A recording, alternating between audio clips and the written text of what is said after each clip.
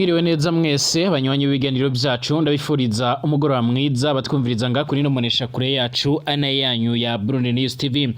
Ikaze kuri mwebwe mwese mwandanya mwumviriza amakuru n'ibiganiro byacu kuri uyu wa gatatu igenekerezo rya 19 Roma 2025. Ndabaha ikaze kuri mwebwe mwese mwumviriza amakuru n'ibiganiro byacu twategurira ndetse tukabashikiriza nga kuri no monesha kure yacu. Ikaze kuri mwebwe mwese tugiye kurabera hamwe rero amakuru akomeje kugenda aravugwa cyane amakuru yihuta kandi amakuru agezweho, amakuru akomeje kugenda aravugwa ndetse anagaruka kubigendanye n'umutekano, politike, diplomasi ndetse n'ibindi bigiye bitandukanye. Kaze kuri mwebwe mwese mu makuru ari karavugwa muri uno mwanya. Dore ingingo nkuru tugiye kugura ko muri kino kiganiro cacu cuno mwanya. Amakuru akomeza kugenda aradushikira cange amakuru akomeza kugenda aratugera muri no mwanya aragaragaza neza ko Uburundi bwa bwotanguye gucura ingabo zabo ziri muri Republika Iharanira Rusange ya Kongo nkuko amakuru akomeza kugenda aratugera bivuga. Icakora ku rundi ruhande abandi ntibajye umunwa mu kugaragaza neza yuko ibiriko biravugwa byose byoba atakuri kurimo mu nyuma y'iko Burundi bwo bukomeje ingwano muri Republika Iharanira Rusange ya Kongo ndetse batari bakeya bakaba barimo baragaragaza neza yuko ingwano Burundi bukomeje kugenda burajyamo ndetse ishobora gukuba yofata indi ntera nkuko bikomeje kugenda bigaragara mu nyuma yuko leta y'u Burundi yoba iri kirashaka nyine gukomeza ingwano iri kirabera mu buseruko bwa Republika Iharanira Rusange ya Kongo. Hari n'abariko baravuga yuko ibikomeje kugenda biraba canga se ibikomeje kugenda bigaragara n'ubundi muri Republika Iharanira Rusange ya Kongo bwabyo bigaragaza neza yuko Evariste Ndayishimiye yoba afise imigambi remere cyane ndetse na President Tshisekedi nkuko bikomeza kugenda bigaragara. Turagaruka kubikomeje kugenda biravugwa nkuko bikomeje kugenda bigaragara ndetse abatari bakeya bakaba batajya umunwa kubigendanye ndetse n'ingwano zikomeje kugenda bigaragara. Biravugwa yuko kandi umwari wa MTSR komeje kugenda uragura ibirindiro byawo nkuko amakuru akomeza kugenda arabivuga mu nyuma y'iko rero muri Kivu y'Amajyepfo ingwano zikomeje gufata indi ntera.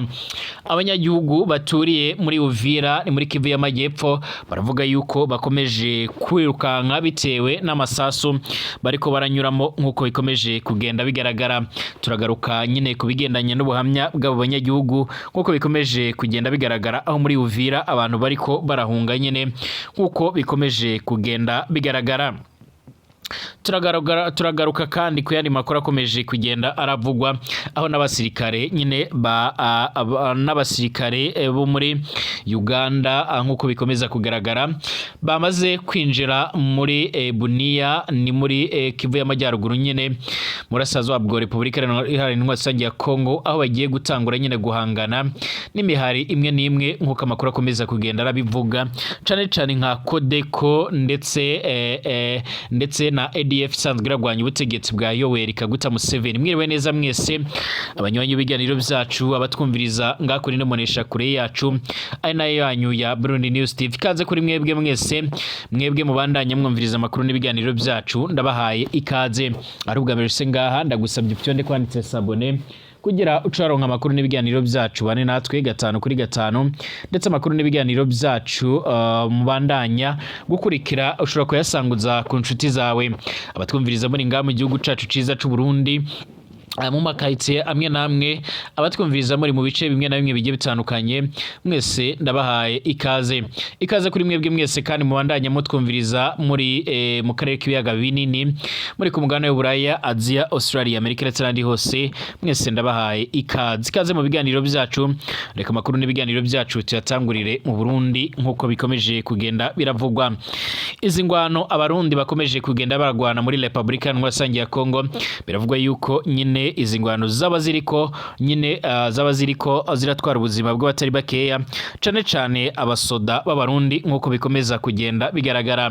Mu nyuma y'iko rero umwari wa MTSR uhejeje kugenda uratangaza yuko ingabo z'u Burundi zirakwiriye kuva ku butaka bwa Kongo ndetse gushika uno mwanya abatari bakeya bakaba bari batanguye kugenda bemeza neza yuko ingabo z'u Burundi zimwe zamaze gutaha. U Burundi bwoba bwamaze kugenda buravuga yuko atagahunda yo gucyura ingabo zabo bafise nkuko bigaragara. turaza kwibanda ku byamaze kugenda birashigwa abona n'umuvugizi w'ubushikiranganje bwo kwivuna abanzi Brigadier General Gaspard Baratuza nk'uko bigaragara.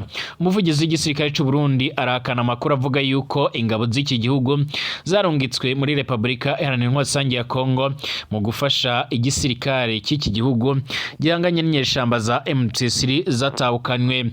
Itorokanyirizo ry'amakuru Reuters ejo kwa kabiri yaravuze ko ryarahawe amakuru n'amasoko ane yemeza itahukwa ry'izi ngabo mu ginyeshamba z'umare M23 zibandanya zigarurira uturere zari ziherereyemo. Amakamyo atari makeya yuzuye ingabo z'u Burundi yarashitse mu gihugu kuva ejo, no kuvuga kwa mbere nyine uheze, yarinjiye mu karere kari ku mupaka, niko ibiro ntaramakuru by'Abongereza Reuters bama barandika isubiramwo. Kandi intwazangabo y'u Burundi hamwe n'amasoko abiri yishiramwe ONU be n'umudiplomate wa Afrika nk'uko bigaragara. Abajijwe na BBC gahuza kubivugwa, General de Brigade Gaspard Baratuza avugira ubushikiranganje bwo kwivuna abanzi canga igisirikare cy'u Burundi yishuye mu butumwa bugufi ati fake news. Mu bundi butumwa rero yaracishije ku rubuga rwe rwa X yahoze yitwa Twitter, General Baratuza yaragize ati mu kubeshuza amajambo arakwirakwizwa na Reuters agasubiramwo nizi agasubirwamo n'izindi mbuga hwaniro, abasirikare b'u Burundi bararongitswe muri RDC barabandanya ibikorwa byabo mu turere bajejwe, ntihagire uha agaciro ibi binyoma biriko birakwirakwizwa irya nino. Ni mu gihe bivuga yuko kandi General Muzinga arasanzwe arongoye ingabo z'u Burundi nkuko byoma bigaragara muri Kongo nyene yaba yaramaze gushikanga mu Burundi nkuko amakuru y'amara tugera bivuga, ndetse gushika uno mwanya abatari bakeya bakaba bama bagaragaza neza yuko n'ubundi ingabo z'u Burundi zaba zaramaze gufata ingingo iremereye cyane, ingingo yo kuba zigomba gutaha. Biravuga yuko kandi bitero bimwe na bimwe byarabaye muri territoire ya Karehe canga se mu karere ka Karehe byaratumye ingabo nyinshi z'u Burundi ziratatana, izindi zica zirakwira imishwaro nk'uko amakuru akomeza kugenda aratugera bivuga. Hari n'abandi bakomeza kugenda bagaragaza neza yuko ingwano zikomeje kugenda ziraba muri ibyo bice ubwazo zikomeje kuca ziratera amakenga nk'uko bikomeje kugenda bigaragara, ndetse abatari bakeya bakaba batajya umunwa mu kugaragaza ingene ibintu bikomeje kugenda birafata indi ntera. Ni mu gihe kandi bamwe mu bakurikiranira hafi ibiriko birabera nga muri Kivu y'Amajyepfo canga se no muri Kivu y'Amajyaruguru bemeza yuko ingabo z'u Burundi bivanye n'ibintu byazibayeho rero zimwe zarahubagiriye mu mashamba ku buryo rero zidashobora kuba zobona nuko zogaruka.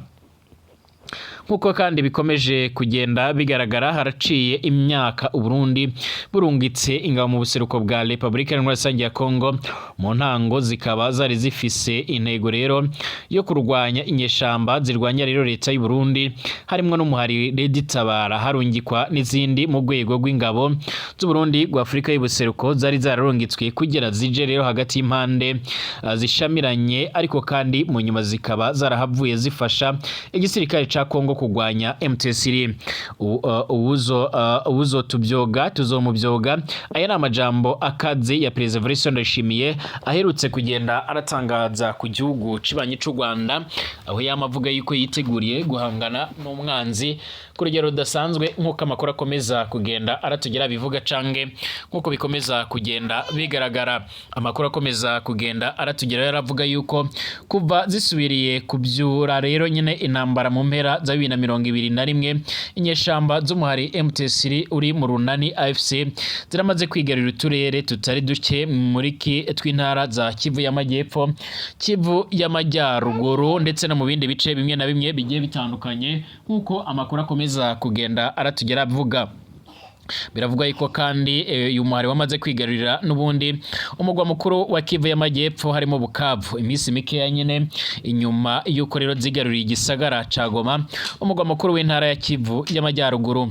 Mu gihe kandi n'ubundi zibandanya zisatira zitera zija mu bumanuko, ejo kwa kabiri zarigaruriye igisagara ca Kamanyora kiri muri metero by'ababa 50 mu bumanuko bwa Bukavu, kuko byemezwa na Reuters isubiramo ababa rero rero muri iki gisagara hamwe n'isoko ryo mu muhari MTSR nyene nkuko vyuma bigaragara. Ejo kwa kabiri nyine Perezida Felix Tshisekedi wa Kongo yari mu rugendo i Rwanda muri Angola, aho rero yabonanye na mugenzi wiwe w'icyo gihugu Perezida Joao Lourenço nyine kugira ngo bavugane ku mutekano ubandanya umera nabi ku muvuduko munini cyane mu buseruko bwa RDC nkuko biri mu itangazo ry'ibiro by'umukuru w'igihugu ca Angola ryacishijwe ku rubuga rwa Facebook. Amakuru kandi yamara dusumira amatwi aravuga yuko Perezida Tshisekedi yoba yaramerewe ubuhungiro bw'igihe gitoya muri icyo gihugu nkuko vyoma bigaragara.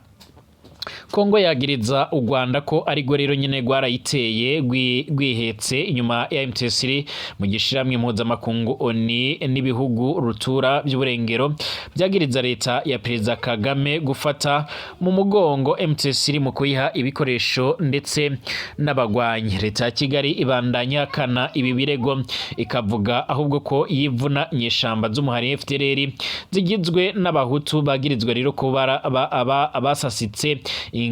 abasasitse canga se basase inganda mu kugandagura abatutsi muri jenoside yarakorewe mu Rwanda mu mwaka 1994. Ikavuga kandi ko nyene zifasha Kongo zikongera zigafasha n'igisirikare ca Kongo mugangana n'umwari wa MTSR. Kongo yamiriza ibi yagiriza n'u Rwanda, ikavuga ko u Rwanda rwamye rero rwiheka inyuma y'imihari nyeshamba rushinga ku ntumbero yo kunyaga nyine amabuye yayo y'agaciro. Izi ntambara ziramaze nyine gutuma ibihumbi n'ibihumbi by'abanyagihugu bata izabo, aho baba rero ibihumbi 10 bamaze guhungira mu Burundi nkuko leta y'icyo gihugu iherutse kubitangaza, biyongera ku bandi barenga ibihumbi 86, ibihumbi 86 bamaze rero imyaka itari mikeya baba muri icyo gihugu kubera izi ntambara zidahera zo mu karere k'ibiyaga binini nkuko amakuru akomeza kugenda tugera bivuga. Gushika uno mwanya leta y'u Burundi irakomeje kwifatikanya nyine nkuko bikomeje kugenda bigaragara, ndetse batari bakeka bakomeje kwifatikanya na leta ya Kongo, ndetse benshi bakaba bariko baragaragaza neza yuko nyine bakomeje kugenda barasigura ndetse bakanagaragaza neza yuko iyi ntambara ishobora kubandanya irafata indi ntera nkuko amakuru akomeza kugenda atugeraho abivuga, cange nkuko amakuru akomeza kugenda atugeraho abivuga. Tugaruke ku yandi makuru akomeje kugenda aravugwa. Intumwa yihariye ya Perezida Felix Tshisekedi arongoye Republika Iharanira ya Kongo kwa kabiri yarakiriwe na Perezida Mahamat Idriss Deby imuzaniye ubutumwa bwa Tshisekedi. Ni nyuma y'amakuru avuga ko RDC yaba irimo rero gusaba ubufasha bwa gisirikare. Ibiro bya Perezida wa Chad ntabwo rero byotangaje ibiri mu butumwa. Didier Mazenga, minisitiri ajejwe ibikorwa by'imiryango y'ibihugu RDC nyine irimo yazaniye Perezida Marshal Mahamat Idriss Deby ku ntambara iri muri burasirazuba bwa RDC nyine mu cyumweru giheze, ku cyumweru kwigenekerezo gikenda zo kwezi. Perezida Mahamat Idriss Deby yaranditse kuri Facebook ati ndifuza gutangaza kwifatikanya, kwihanganisha ndetse no gushyigikira kwa Chad kuri RDC, abanyagihugu bayo, leta yayo na perezida wayo umuvandimwe wanjye Felix Tshisekedi. Mu cyumweru giheze ishaka ritavuga rumwe n'ubutegetsi muri Chad, Front pour la Entretien et la Croix de Chad canga se FIACT ryarasohoye itangazo ryamagana kuri ubutegetsi bwa Mahamat Idriss Deby bw'abariko barategura kohereza ingabo muri icyo gihugu nkuko bigaragara. Kinshasa nyine Kinshasa ndetse na Chad birafitanye umubano mwiza. Umwaka uheze Perezida Mahamat yarambitse mugenzi we Tshisekedi umudari w'ikirenga, ndetse yitirirwa imwe rero mu mihanda iri hagati mu mugwa mukuru nyine w'icyo gihugu mu kumushimira uruhare yaragize mu buhuza hagati ya leta n'abatavuga rumwe n'ubwo butegetsi nyine nayo bwagejeje ku mahoro muri Chad na RDC kandi birahuriye mu muryango w'iterambere ry'ibihugu bya Afrika y'amajyepfo yo hagati mu ntambara ya mbere ya Congo. Chad iri mu bihugu vya Afrika byarohereje ingabo zo gufasha Laurent Desire Kabila waruhanganye n'inyeshamba muri Congo zafashwaga n'igihugu cy'ubanyi cy'u Rwanda na Uganda nk'uko byanditswe na BBC. Mu gihe Minisitiri Mazenga yari yarajyanye ubwo butumwa, kandi Perezida Tshisekedi yari i Rwanda kubonana nyine na Perezida Joao Lourenço ngo barabe ingene uburyo rero ibintu biri guhinduka vuba kandi bige rero ku ngamba zafatwa rero inyuma y'inama rusange y'ubumwe rero bwa Afrika irayiruka nk'uko Minisitiri w'ububanyi n'amahanga wa Angola nyine Tete Antonio yarabibwiye imenyesha abamenyesha makuru. Perezida Joao Lourenço arasanzwe ari umuhuza mu kibazo cya Congo, yaravuze ko agomba kureka izo nshingano kugira ngo yite no ku kazi gasharira ko kuba umukuru w'umuryango w'ubumwe bwa Afrika, inshingano yarafashe mu mpera z'indwi iheze. Nama rusange yarabereye i Addis Abeba mu gihugu cya Ethiopia. Mu kiganiro yagiranye na Jeune Afrique icyaratangaje nyine mu cyumweru gishize, Perezida Lourenço yarumvikanye avuga ko bagira inama Perezida Tshisekedi ko ari ngombwa kuganira nabo aya makimbirane bose areba, harimo na M23 ikacara bajyanga. Ibiganiro birimo na M23 ni ingingo yasabwe n'inama y'imiryango y'ibihugu bya East African Community ndetse na SADC iheruka gutiranira i Dar es Salaam mu ntango z'uku kwezi. Perezida Tshisekedi yaravuze ko atazigera aragirana ibiyago n'umuhari wa M23 yita umuhari nyine w'iterabwoba, avuga ko u Rwanda arirwo ruburi inyuma. Mu ijambo rye rero mu nama y'ubumwe bwa Afrika ya Addis Abeba, Antonio Guterres umunyamabanga mukuru wawo ni adatunze rero urutoki u Rwanda, yarasabye ko ubusugire bwa RDC bwubahirizwa, araburira ko nta gisubizo cya gisirikare gishoboka. Arasaba kandi kwirinda ko aya makimbirane avamo intambara y'akarere kose nk'uko biriko bigaragara. Gushika uno mwanya batari bakeya ntibajya umunwa mu kugaragaza yuko intambara ishobora kuzovamo iya karemba. Shimire tugaruke mu kanya.